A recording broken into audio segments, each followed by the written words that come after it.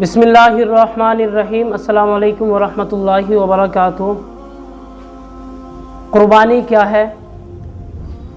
तो इसके मुतालिक अन ज़ैद इब्न अरक़म रज़ियल्लाहु तआला अन्हु क़ाल क़ाला अस्हाबु रसूलिल्लाहि सल्लल्लाहु अलैहि वसल्लम या रसूलल्लाह मा हाज़िहिल अज़ाहियु क़ाला सुन्नतु अबीकुम इब्राहीम क़ालू फ़मा लना फ़ीहा या रसूलल्लाह क़ाला बिकुल्लि शाअरतिन हसनतुन क़ालू फ़स्सूफ़ या रसूलल्लाह क़ाला बिकुल्लि शाअरतिन मिनस्सूफ़ी हसनतुन। तो हज़रत ज़ैद बिन अरक़म रज़ी अल्लाह तआला अन्हु से रिवायत है कि रसूलुल्लाह सल्लल्लाहु अलैहि वसल्लम के असहाब रज़ी अल्लाह अन्हुम ने कहा, ए अल्लाह के रसूल, ये कुर्बानियाँ क्या हैं? ये कुर्बानियाँ क्या हैं? तो रसूलुल्लाह सल्लल्लाहु अलैहि वसल्लम ने इरशाद फरमाया, तुम्हारे बाप इब्राहीम अलैहिस्सलातु वस्सलाम की सुन्नत है। फिर सहाबा किराम ने अर्ज़ किया, या रसूलल्लाह, इसमें हमारे लिए क्या सवाब है? तो आप अलैहिस्सलातु वस्सलाम ने फरमाया, हर बाल के बदले नेकी है, हर बाल के बदले नेकी है।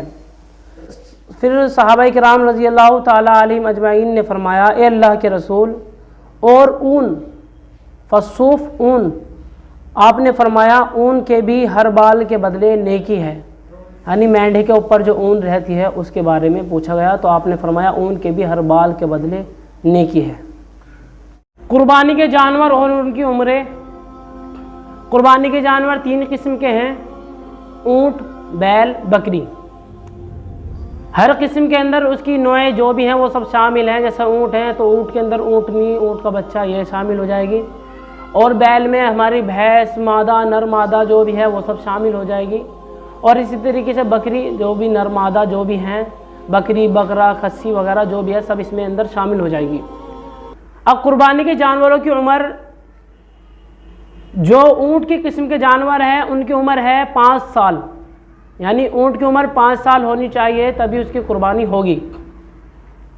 ऊँट की उम्र 5 साल होनी चाहिए तभी उसकी कुर्बानी होगी। इसी तरीके से भैंस, बैल वगैरह की उम्र जो होनी चाहिए वो 2 साल होनी चाहिए, कम से कम 2 साल का अगर बछड़ा होगा तो उसकी कुर्बानी होगी।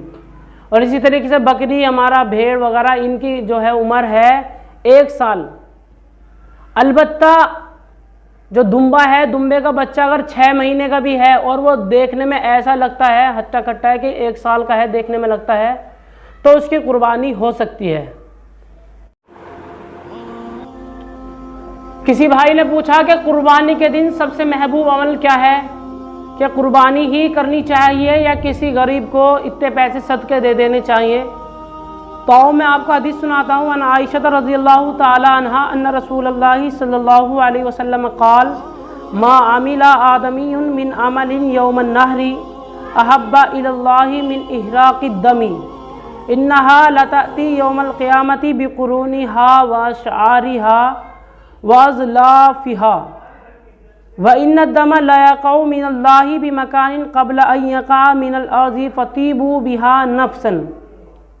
तो हज़रत आयशा रज़ी अल्लाह ताला अन्हा से रिवायत है कि रसूलुल्लाह सल्लल्लाहु अलैहि वसल्लम ने फरमाया, कुर्बानी के दिन अल्लाह के नज़दीक आदमी का सबसे महबूब अमल खून बहाना है। क्या है? आदमी का सबसे महबूब अमल खून बहाना है। क़यामत के दिन कुर्बानी के जानवर अपनी सींगों, बालों और खुरों के साथ आएंगे।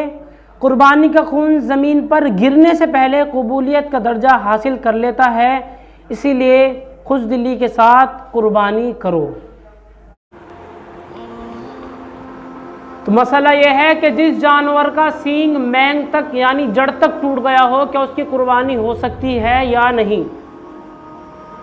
इसका जवाब यह है, अगर किसी जानवर का सींग जड़ तक टूट गया तो उसकी कुर्बानी नहीं होने की। और इसी तरीके से अगर उसका सींग मैंग तक यानी जड़ तक नहीं टूटा है, थोड़ा टूटा है, तो उसकी कुर्बानी हो सकती है, उसमें कोई हर्ज नहीं। क्या लंगड़े जानवर की कुर्बानी हो सकती है या नहीं? तो इसका जवाब ये है, अगर कोई जानवर इतना लंगड़ा है कि कुर्बान गाह तक खुद चलकर नहीं जा सकता तो उसकी कुर्बानी नहीं होने की। और अगर वो चल सकता है, कुर्बान गाह तक चलकर जा सकता है, तो उसकी कुर्बानी करने में कोई हर्ज नहीं। मसला ये है कि अंधे जानवर की कुर्बानी हो सकती है या नहीं। अगर कोई जानवर अंधा है तो उसकी कुर्बानी नहीं होने की, और अगर किसी की बीनाई जाती रही, तिहाई से कम उसकी बीनाई अगर ख़त्म हुई है तो उसकी कुर्बानी हो सकती है, और अगर तिहाई से ज़्यादा उसकी कुर्बानी जाती रही तो उसकी कुर्बानी भी नहीं होने की। मसला यह है कि कुर्बानी के वक्त में कुर्बानी ही करना लाजिम है या सदका भी कर सकते हैं। तो इसका जवाब यह है कि कुर्बानी के वक्त में कुर्बानी ही करना लाजिम है। कुर्बानी के कायम मकाम कोई चीज़ नहीं हो सकती। मसलन बजाय कुर्बानी के अगर आप लाखों रुपए सदका करें तो ये आपके लिए काफ़ी नहीं होगा। अगर आपके ऊपर कुर्बानी वाजिब है तो आपके लिए कुर्बानी ही करना लाजिम है। मसला वक्त से पहले अगर किसी ने कुर्बानी की तो उसकी कुर्बानी होगी या नहीं होगी। मसला ये है, अगर किसी ने वक्त से पहले कुर्बानी कर दी तो उसकी कुर्बानी नहीं होने की। उसको चाहिए कि वक्त जब शुरू हो जाए तो उसके बाद दोबारा कुर्बानी करे। और इसी तरीके से अगर वक्त निकल गया, वक्त निकलने के बाद कोई कुर्बानी करना चाहे तो उसकी कुर्बानी नहीं होगी। अब उसको चाहिए कि जो उसका जानवर है दे, जो उसकी कीमत बैठे उसे सदका कर दे। वक्त से पहले कुर्बानी नहीं होने की। किसी भाई ने पूछा कि कुर्बानी के दिन सबसे महबूब अमल क्या है, क्या कुर्बानी ही करनी चाहिए या किसी गरीब को इतने पैसे सदके दे देने चाहिए। तो मैं आपको हदीस सुनाता। तो हज़रत आयशा रज़ी अल्लाह ताला अन्हा से रिवायत है कि रसूलुल्लाह सल्लल्लाहु अलैहि वसल्लम ने फरमाया, कुर्बानी के दिन अल्लाह के नज़दीक आदमी का सबसे महबूब अमल खून बहाना है। क्या है? आदमी का सबसे महबूब अमल खून बहाना है। क़यामत के दिन कुर्बानी के जानवर अपनी सींगों, बालों और खुरों के साथ आएंगे। कुर्बानी का खून ज़मीन पर गिरने से पहले कबूलियत का दर्जा हासिल कर लेता है, इसीलिए खुशदिली के साथ कुर्बानी करो। कर दो बंद।